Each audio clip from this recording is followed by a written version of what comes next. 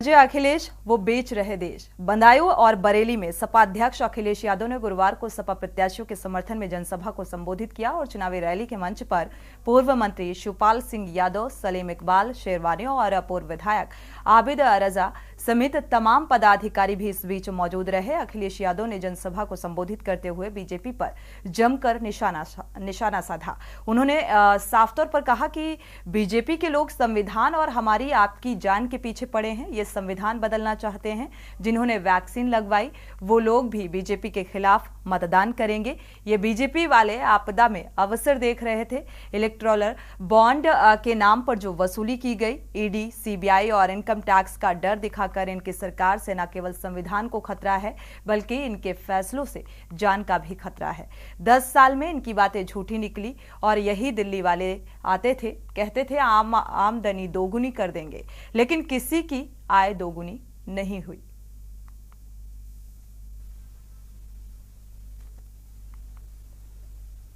Bharatiya Janata party कोई खाता नहीं खोलने वाली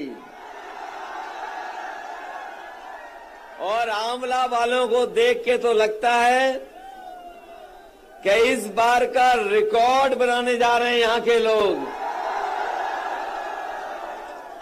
ये कोई चुनाव सामान्य चुनाव नहीं है। ये चुनाव विशेष परिस्थितियों में हो रहा है और जिस तरह कभी समुद्र मंथन हुआ था उसी तरीके से ये 2024 का चुनाव संविधान मंथन का चुनाव है।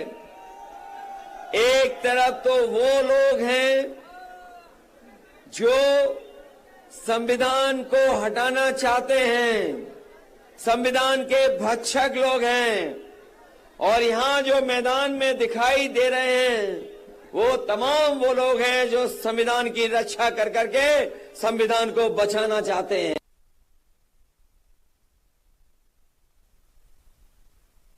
रितेश चौहान इसी खबर पर जुड़े हुए हैं।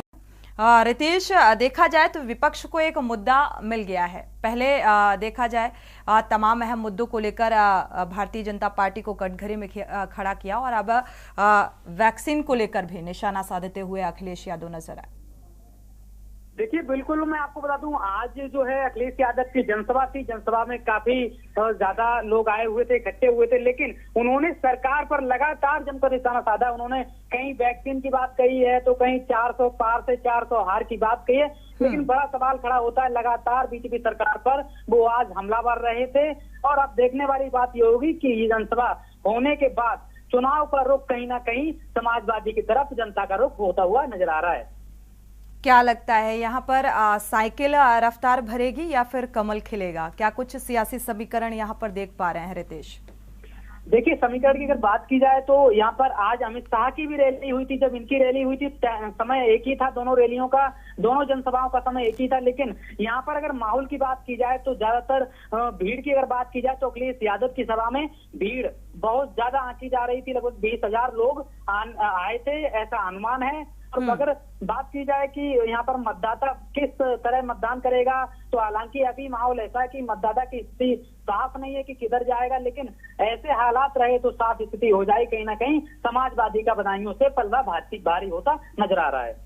तो यूपी की 80 लोकसभा सीटों में से आंवला लोकसभा सीट भी बेहद मायने रखती है राजनीतिक पार्टियों के लिए और इसके लिए हर एक कोशिश की जा रही है। जिस तरीके से चुनावी जनसभाओं में आरोप और प्रत्यारोप लगाए जा रहे हैं। शुक्रिया इस तमाम जानकारी को साझा करने के लिए। तो फिलहाल साइकिल पीडीए की साइकिल रफ्तार भरेगी या कमल खिलेगा, ये भी, क्योंकि यहाँ पे भी जो लड़ाई है बेहद दिलचस्प है।